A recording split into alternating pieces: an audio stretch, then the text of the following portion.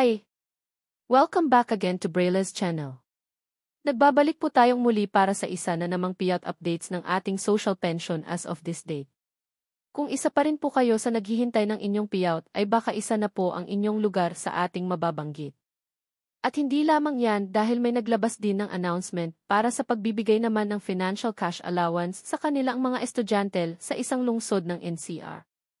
Kung saan ang mga ito at kailan ang nasabing payout ay yan po ang ating ibabahagi ngayon. But before po tayo mag-start sa ating topic, kung bago ka pa lang sa aking channel, please do kindly subscribe, like, and share na din sa ating mga kaibigan, kaanak o kapwa po natin pensioners, and please do share na din sa ating mga social media accounts para mas marami pa ang makaalam.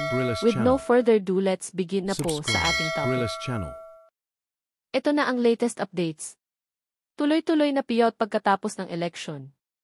3,000 pesos social pension payout updates for indigent senior citizens para sa schedule period from May 16 hanggang 30 of year 2025.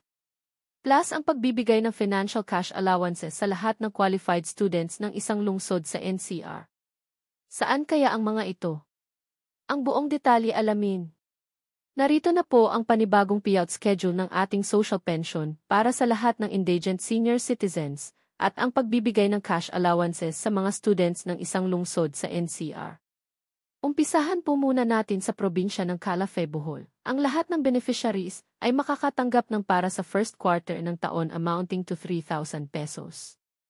Nakaschedule na po ang inyong payout this May 19, kabilang dito ang Barangay Kahayag, Kinabagan, Lawis, Loosi, Magtungtong, Madangog, Lomboy at Barangay Talisay. On May 20, nakaschedule sa umaga ang Barangay Mantataw, Desamparados, Binugawan, Labuon, Ulbujan, Liboron at Barangay Tultugan. At sa hapon naman nakaschedule mag-payout ang Barangay Kabayugan, Kabudburan, Kanguha, Sohoton, Sampoangon, Kamyas, Banlasan at ang Barangay Tinibgan. At sa May 21 naman nakaschedule ng mag-payout ang Barangay Bentig, Abukayan Norte at Abukayan Sur, Bonbon, Kalunasan, at Barangay Katmonan. At sa hapon naman nakaschedule ang Barangay Ilukob, Mandaog, San Isidro at ang Barangay Santa Cruz. Ang next schedule naman ay sa probinsya ng Bocod, Benguet. Ang lahat ng beneficiaries ay makakatanggap ng para sa first quarter ng taon amounting to 3,000 pesos. Nakaschedule na po ang inyong payout this May 26, kabilang dito ang Barangay Poblasyon, Pito at ang Barangay Bobok Bisal na gaganapin sa bawat venue na makikita nyo po sa inyong screen. On May 27 naman nakaschedule ang Barangay Tiki, Daklan, Nawal at ang Barangay Ambuklaw na gaganapin sa bawat venue na makikita nyo sa inyong screen. On May 28, nakaschedule ng mag-payout ang Barangay Bila, Line 10 Ekip, Poblasyon, Ambuklaw, Ekip at ang Barangay Karao na gaganapin sa bawat venue na makikita nyo sa inyong screen.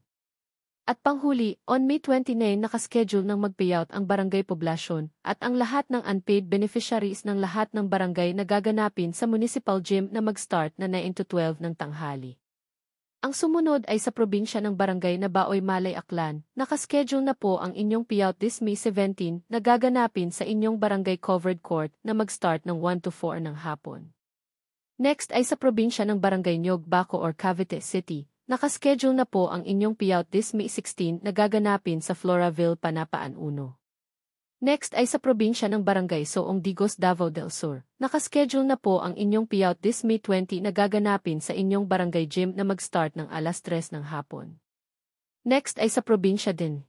Barangay Lucanin, Mariveles, Bataan. Nakaschedule na po ang inyong payout this May 23 na gaganapin sa inyong People's Park, Mariveles na mag-start ng 1:30 to 3 ng hapon. Ang sumunod naman ay sa probinsya ng Barangay Balangonan, Davao City. Nakaschedule na po ang inyong payout this May 22 na gaganapin sa inyong municipal gymnasium na mag-start ng 1 to 5 ng hapon. At panghuli ay sa probinsya ng Mandug, Davao City. Nakaschedule na po ang inyong payout this May 27 na gaganapin sa Mandug Gym na mag-start ng 8 to 12 ng tanghali. At sa May 29 naman nakaschedule ang lahat ng hindi nakakuha o yung mga unclaimed beneficiaries ng inyong barangay. Samantala, ang lungsod ng Pasay City ng National Capital Region ay agad naglabas ng kanilang payout schedule para naman sa pagbibigay ng financial cash allowances sa mga qualified students ng iba't ibang paaralan. Tinawag nila itong Financial Assistance for Learners and Communication Allowances. Ito ay para sa period covered ng January ng nakaraang taon hanggang April ng taong 2025.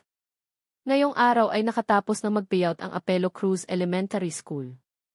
On May 16 nakaschedule mag-payout ang mga students ng Pasay City National High School North Tramo. On May 17 naman nakaschedule mag-distribute ng cash allowances sa mga students ng Jose Rizal Elementary School.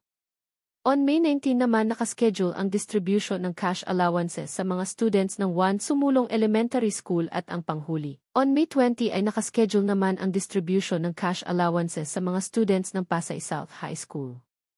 Mag-start po ang inyong payout ng 8 hanggang 4:10 ng hapon. Para sa mga may katanungan o hinaing sa kanilang social pension o mga benepisyo, ay maaari po kayong makipag-ugnayan sa inyong mga barangay or OSCA office or pwede naman direkta mismo sa DSWD office na malapit po sa inyo. That's it. Sa ngayon ay ito pa lamang ang mga naglabas ng kanilang payout schedule as of this date. Sa mga naghihintay ng payout sa kanilang lugar, ay pwede rin po tayong mag-follow up sa inyong mga barangay especially sa mga beneficiaries ng National Capital Region. Manatili lamang po kayong nakatutok sa aking channel para sa mga latest payout updates at iba pang informative videos na para po sa inyo. Marami pong salamat and God bless po sa inyong lahat.